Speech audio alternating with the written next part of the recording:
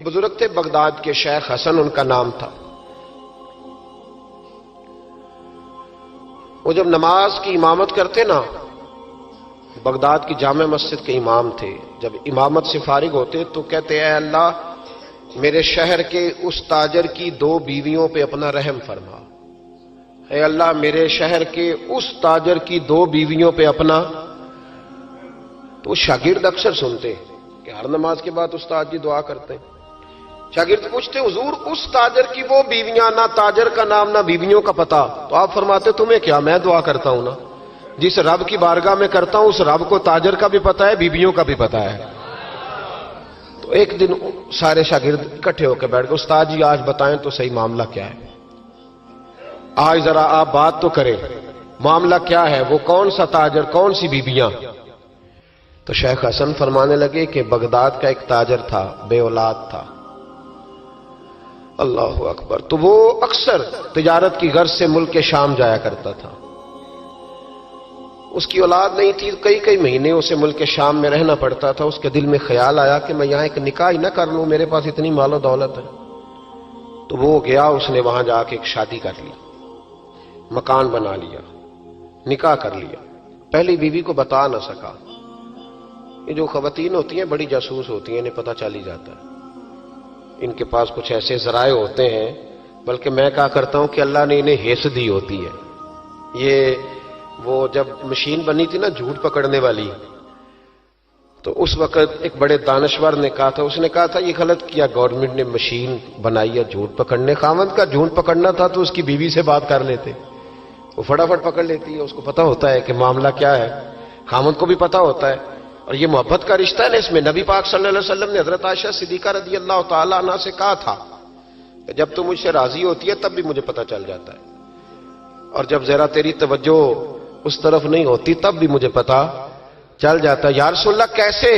تو حضور فرمانے لگے جب تم مجھ سے راضی ہوتی ہے تو کہتی ہے مجھے رب محمد کی قسم ہو صلی اللہ علیہ، اور جب کسی بات میں تیری توجہ بٹی ہوتی ہے تو تو کہتی ہے مجھے رب ابراہیم کی قسم ہو۔ تو حضرت عائشہ صدیقہ مسکرا پڑی، کہنے لگی یا رسول اللہ اللہ نے آپ کو بڑا علم عطا فرمایا ہے، وہ تو سارا پتہ چل جاتا ہے۔ تو بیوی پتہ کر لیتی ہے، اسے خبر ہوتی ہے۔ ایسے بھی یہ لباس ہے مرد کا، مرد اس کا لباس ہے، دونوں ہی جانتے ہیں، کمزوریاں بھی خوبیاں بھی۔ تو وہ جب اس دفعہ تاجر آیا نا، 2-1 دفعہ ملک شام سے نکاح کے بعد، تو بیوی محسوس کرنے لگی کہ بدلے بدلے سے میری سرکار نظر آتے ہیں، نہ تو کپڑے دھلنے والے ہیں، نہ اس طرح اس کی طبیعت ہے، کوئی معاملہ ہے۔ لیکن فرما بردار بیوی تھی تو ڈائریکٹ شوہر سے سوال نہیں کیا، ایک جاسوس کے ذمہ لگایا کہ ملک شام جا کے پتہ تو کر ماجرا کیا ہے۔ وہ گیا، اس دفعہ جب یہ ملک شام گیا نا چند مہینوں کے بعد دوبارہ، تو وہ پیچھے گیا کہ کہنے لگا کہ میں کچھ بتا نہیں سکتا، تکلیف والی بات ہے، لیکن مسئلہ یہ ہے کہ تیرے خاوند نے وہاں نکاح کیا ہوا ہے، ایک گھر بھی لیا ہوا ہے، ایک بیوی بھی ہے۔ اس نے کہا چلو آتے ہیں تو بات کرتی ہوں۔ لیکن اب کہ جب یہ آیا نا واپس ملک شام سے تو بڑا شدید بیمار ہو کے آیا، شدید بیمار۔ خاتون کہتی ہے مجھے پوچھنے کا موقع ہی نہ ملا، وہ بیمار ہی اتنا تھا، میں نے مناسب ہی نہ سمجھا، تیمارداری کرتی رہی، تندرست ہوگا تو بات کروں گی، اللہ نے موقع نہ دیا، وہ تاجر انتقال کر گیا۔ ادھر دیکھیں جی میری طرف، وہ انتقال کر گیا۔ اب عدت گزری تو اس بیوی نے، بغداد والی نے، اس نے اس کا کل مال، چونکہ اور کوئی تھا ہی نہیں، یہی بیوی تھی اور بڑا مالدار تھا، اس نے کل مال جمع کیا اور پھر اس کو آدھے حصے میں بانٹا۔ عدت گزرتے اس نے 2 سواریوں کا بندوبست کیا، اس جاسوس کو ساتھ لیا اور اس بیوی کے پاس پہنچی جو ملک شام رہتی تھی۔ اللہ کرے آپ کو سمجھ آئے۔